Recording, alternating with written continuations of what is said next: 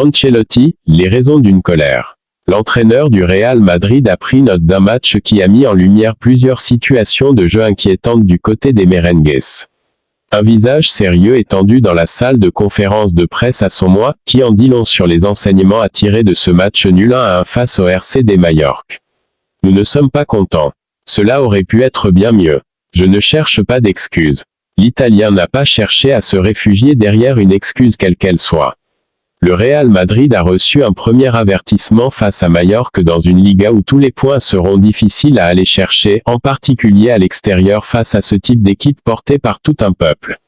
Les autres équipes de ce championnat risquent de s'inspirer de la performance de Majorque quand elles auront à affronter le Real Madrid. Arrasate a trouvé une recette qui lui a permis de tenir en échec le champion en titre.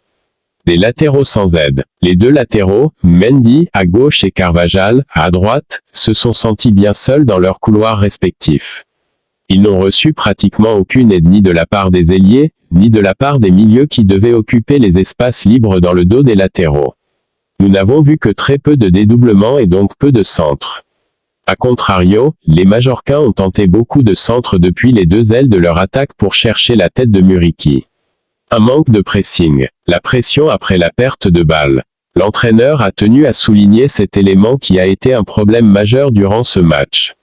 Les Madrilènes, surtout en seconde période, n'ont pas été suffisamment agressifs après avoir perdu le ballon. Les Majorcains ont eu tout le loisir de construire leur jeu sans pression sur le porteur de balle et ainsi de trouver facilement le lien entre la défense, le milieu et l'attaque. Le repli défensif n'a pas été suffisant, en témoignent les paroles de Bellingham à la mi-temps destinées au trio offensif. Vous trois, terminez les actions parce que courir derrière, c'est très dur. Excès d'individualisme. Le Real Madrid possède une flopée de talents individuels, capables de changer le cours d'un match en une fraction de seconde. Mais il y a aussi le risque de tomber dans un individualisme qui pousse ses joueurs à croire qu'ils peuvent tout résoudre par eux-mêmes. La deuxième mi-temps de Vinicius illustre bien cela. Le Brésilien est devenu une caricature de lui-même avec des actions individuelles forcées qui ont entraîné des mauvais choix de jeu. Il est tombé dans le piège tendu par la défense de Majorque et a mal géré émotionnellement la chaude ambiance de son moi. L'implication défensive. Quand nous sommes tout concentrés sur la défense, c'est plus facile car notre qualité de jeu est très élevée, a expliqué l'entraîneur madrilène à plusieurs reprises. Donc Carlos sait que, dans le football d'aujourd'hui, il ne sert à rien d'accumuler des talents si l'équipe n'est pas capable d'évoluer dans des niveaux élevés d'engagement défensif. La saison dernière, en proie à de nombreux blessés, le Real s'est distingué par son travail collectif, par la capacité de chacun à apporter son aide en défense comme en attaque. La réussite de cette saison passera là aussi par ce chemin collectif. Le retour dans l'ombre d'Andry Lunin. Le gardien numéro 2 du Real Madrid est de nouveau dans l'ombre de Thibaut Courtois. Son avenir est toujours incertain.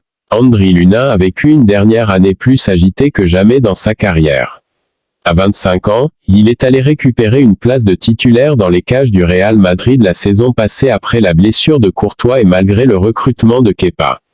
L'Ukrainien a fait une très belle saison mais semble de retour au même point un an plus tard. Tout semblait pourtant indiquer que cet exercice 2023 à 24 allait propulser Lunin dans sa carrière malgré que Carlo Ancelotti choisisse un Courtois sur le retour plutôt que lui pour la finale de la Ligue des Champions. Toujours est-il que l'Ukrainien a été déterminant en Liga, en Ligue des Champions plus encore et a un excellent bilan, 32 buts encaissés en 31 matchs. Son statut a évolué et celui-ci devait s'accompagner d'une prolongation de contrat jusqu'en 2028 avec, sans doute, la garantie d'un peu plus de protagonisme au sein de l'équipe. La concurrence avec Thibaut Courtois n'existe pas, et elle ne peut pas exister compte tenu du niveau du Belge et c'est alors que le doute s'est installé au sujet de son avenir. Logique. Pourtant, l'été passe et rien n'a bougé depuis le mois de juin. Il n'a pas donné de réponse à la proposition du Real Madrid et son contrat se termine en 2025. En clair, le club prendra le risque de le voir partir gratuitement dans un an s'il ne prolonge pas pendant que Kepa freine son départ de Chelsea en espérant qu'une porte s'ouvre à Madrid. L'Espagnol n'attend et n'espère que ça, un départ de Lunin qui lui permettrait de devenir le second de Courtois.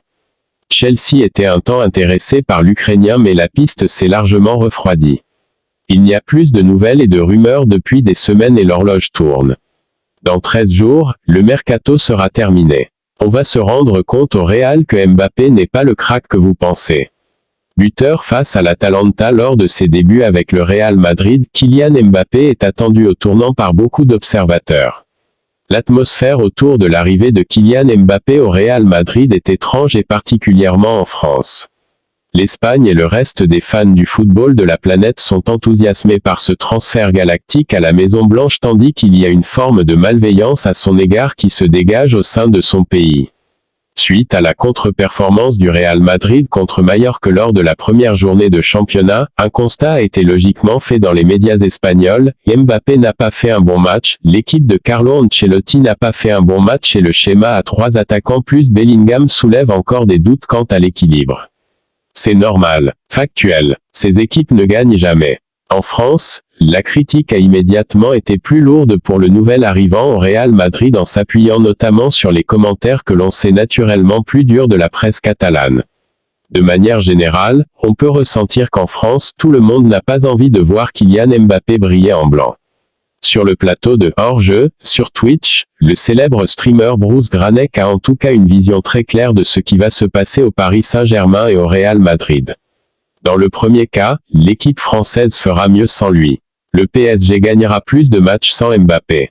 L'année dernière, quand il ne marquait pas, il n'y avait pas de buteur par ailleurs. Là, les autres vont avoir plus de responsabilités, plutôt que chercher tout le temps Mbappé. Mbappé, il fait ses stats, mais ses équipes ne gagnent jamais. Tous les attaquants que tu as alignés au PSG, il n'y en a pas un pour qui ça s'est bien passé. Sans lui, le PSG sera bien meilleur collectivement, a-t-il garanti. Je déteste ce cinéma. Mbappé, on va se rendre compte au Real Madrid que ce n'est pas le crack que vous pensez depuis des années. Mbappé, il faut jouer pour lui, mais ce ne sera pas le cas au Real Madrid. Dès qu'il va marquer 2 buts contre une petite équipe en Liga, tout le monde va dire « Oh c'est incroyable », mais bien sûr qu'il sait mettre des buts. Il va en mettre, mais dans les grands matchs. C'est un mec qui n'aime pas défendre, il a des limites dans le jeu, dans les petits espaces on le sait, a conclu Bruce Granek. Le message polémique publié par Rodrigo. L'équipe de communication du joueur du Real Madrid a publié une déclaration qui a ensuite été supprimée. La signature de Mbappé a élevé l'effectif du Real Madrid à un niveau supérieur. L'arrivée de l'attaquant chez les Merengues s'est ajoutée à la présence d'autres stars, générant un nouveau surnom pour le trident madrilène composé de Kylian, Bellingham et Vinicius, la BMW.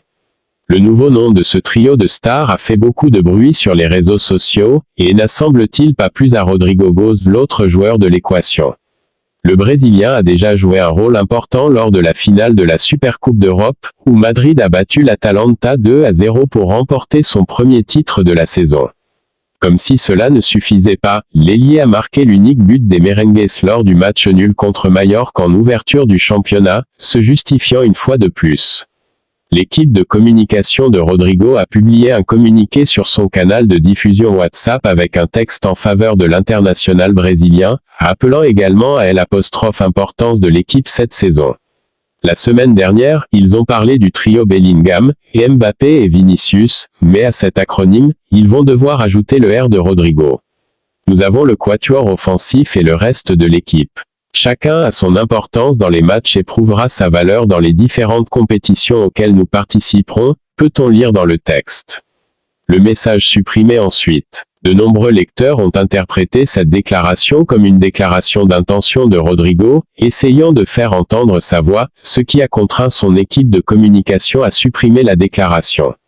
En effet, l'intention de Rodrigo et de son entourage était d'appeler à l'unité de l'équipe, et non à l'exaltation de l'ego.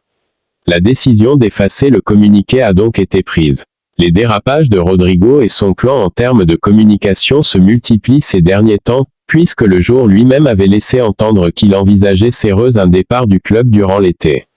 La venue de Mbappé semble poser quelques problèmes et susciter des craintes chez le Brésilien, qui devrait toutefois rester au Real cette saison malgré les avances de Manchester City.